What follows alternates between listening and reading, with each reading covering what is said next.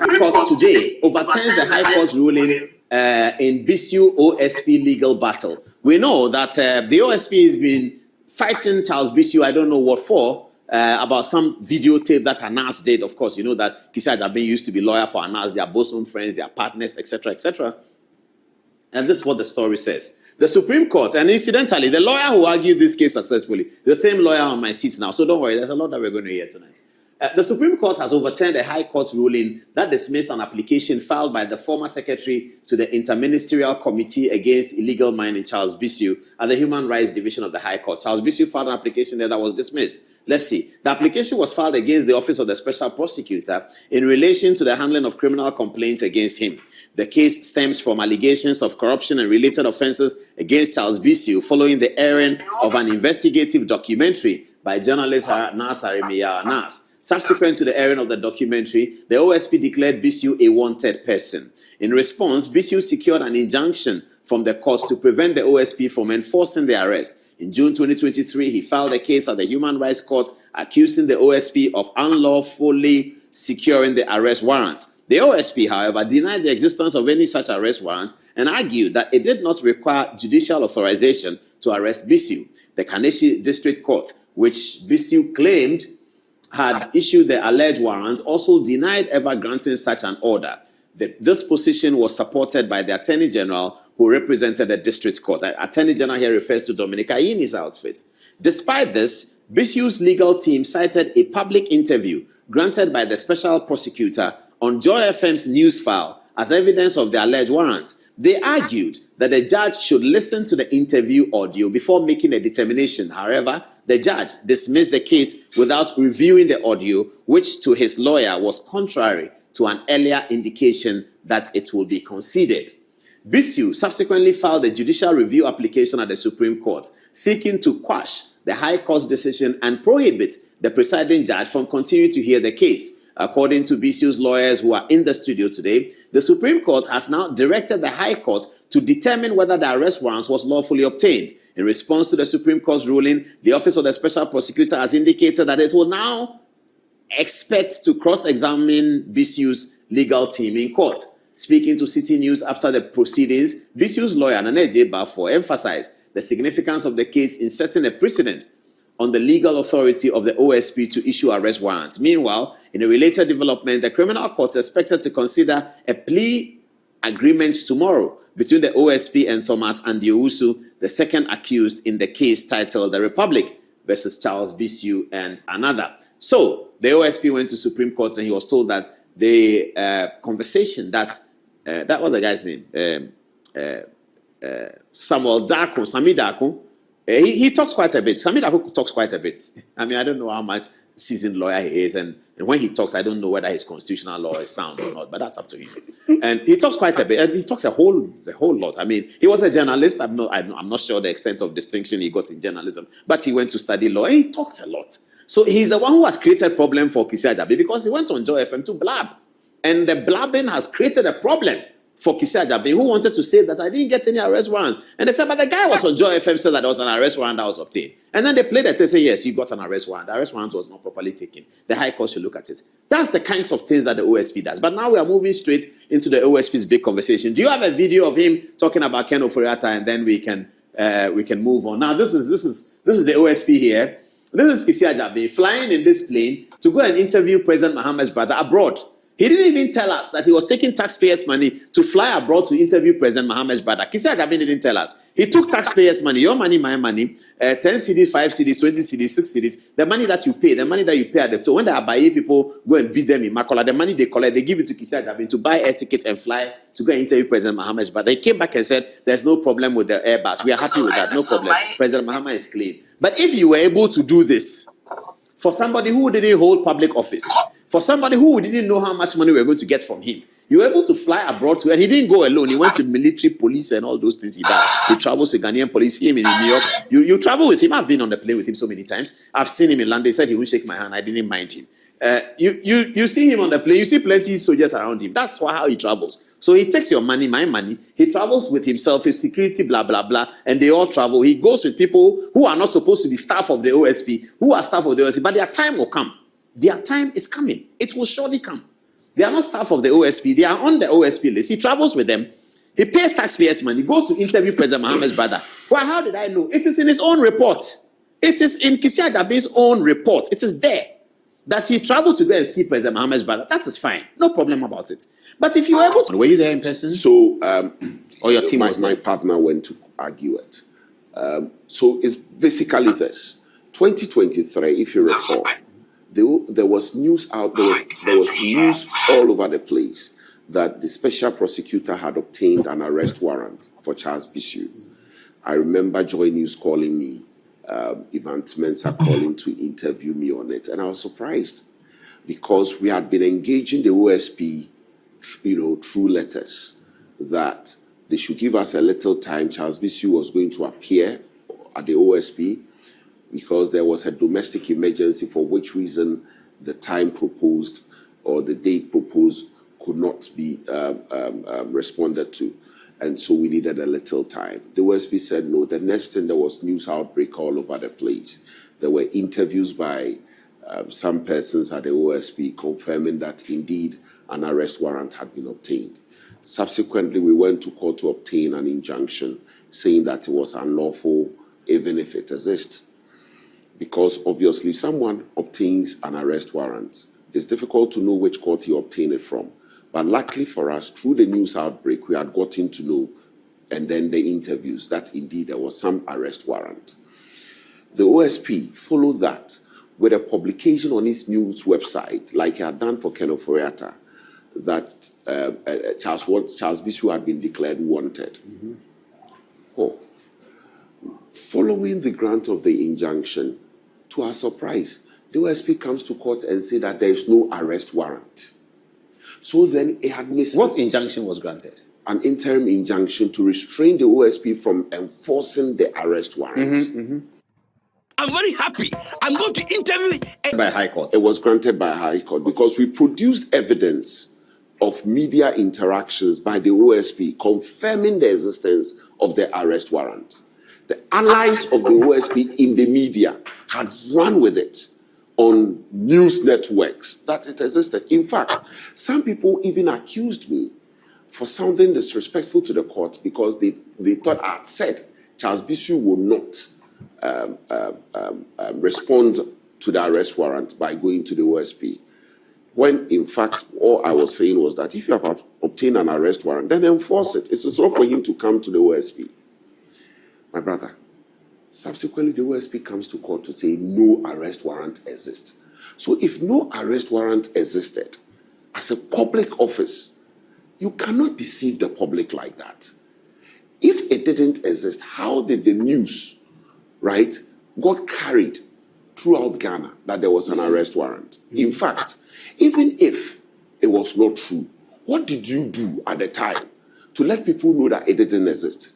Strangely, the special prosecutor himself appeared on Newsfile, where the host suggested to him that I even hear that there is an arrest warrant. He didn't deny it.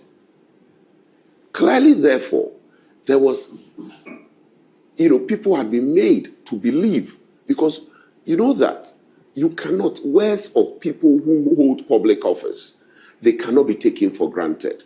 Their actions are very important. And it is it is on that basis that people repose confidence in them.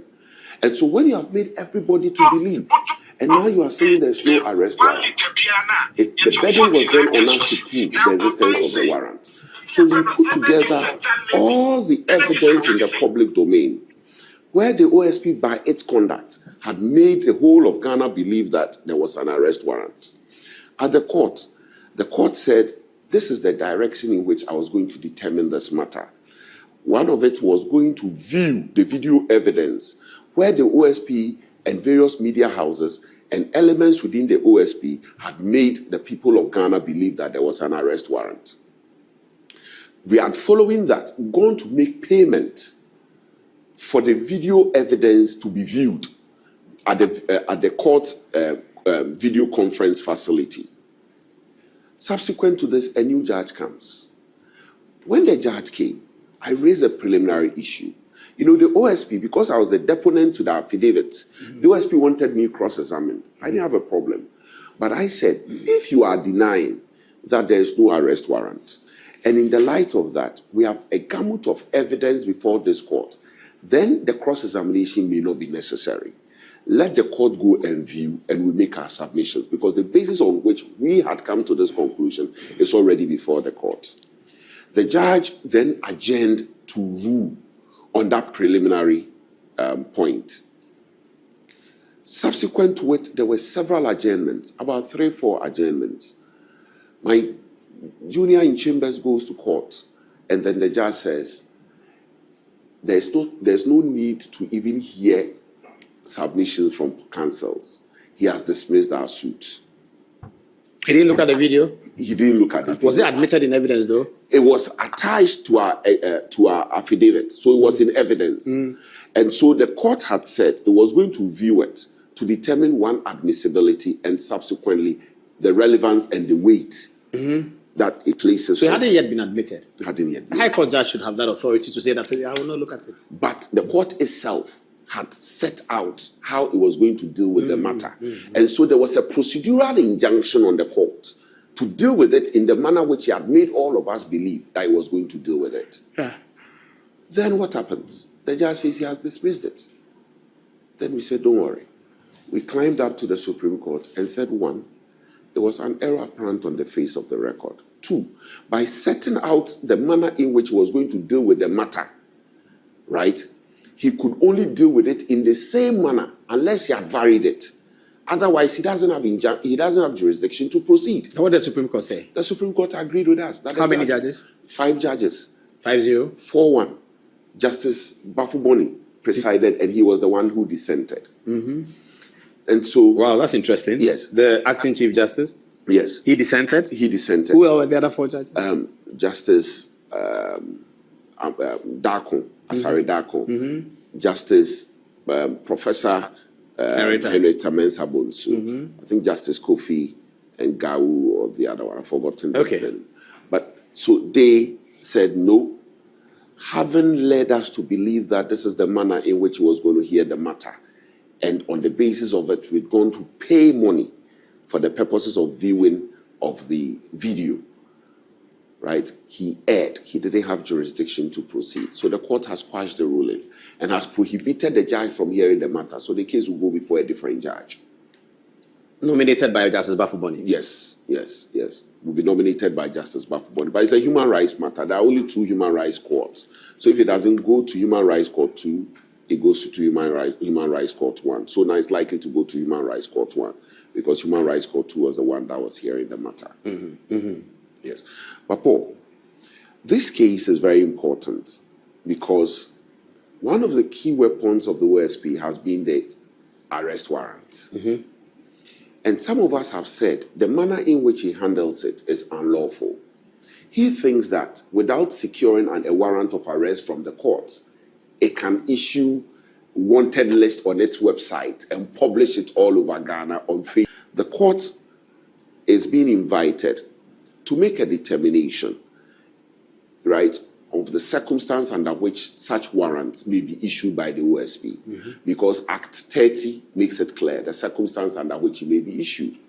And so the court is being invited to make a pronouncement on it. Once the court makes a pronouncement on it, it will settle a lot of matters. If that pronouncement had already been made, for instance, by the Human Rights Court, and not looked at the matter narrowly, right, in terms of determining just one relief and leaving the rest, perhaps the OSP will not be issuing an arrest warrant in the manner which he had done in the Kenoforiata matter. I get it. Let's get to the Kenoforiata matter now, but let's take 1 minute to play the promo for the final. To go and fly to see, okay, he's here.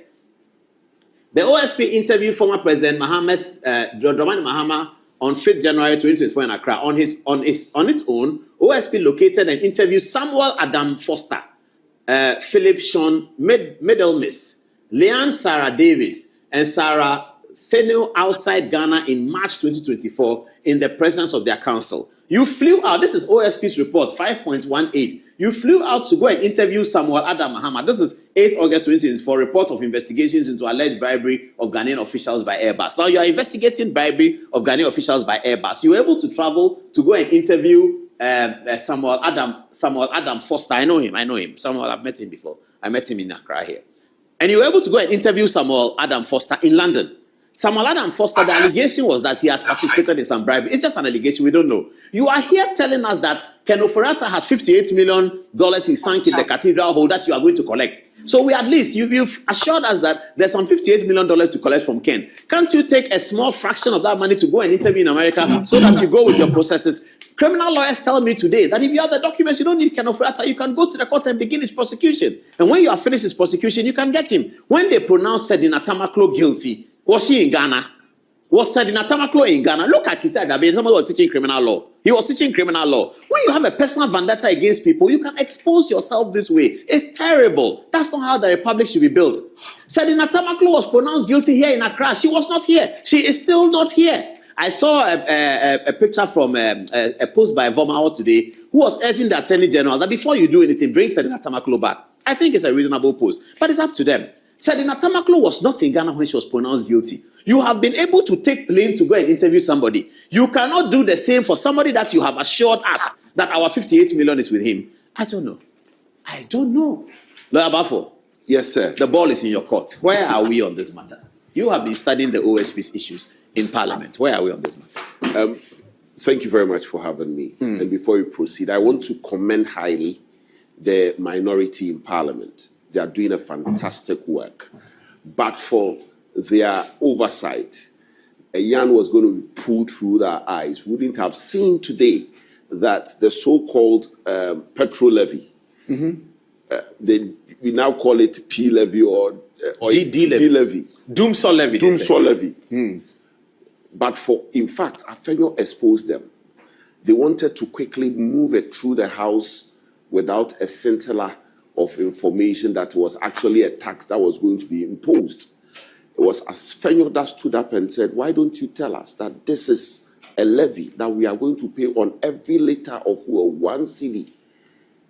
But it sounds like it's not a lot of money. Until I've now seen posts about comparing Ken Ofori-Atta's 1 cedi on e-levy of 1 cedi on 100 cedis of e-levy. And the petrol thing is what, 12 cedis? It's 12 cedis. A liter. And you are going to... So if you buy 1 liter, you pay 13 cedis? You pay 13 cedis. Okay. Paul, and the interesting thing is that, today, petrol seems to be down because of the dollar. Yes. The strength of the dollar having been weakened. But when it goes up, that is when we are going to feel it. It may not go up. President Mahama says it will range between 10 and 12. In the year 2013 or 2014 thereabouts, then Finance Minister Setekwe introduced the special petroleum levy, 17.5%.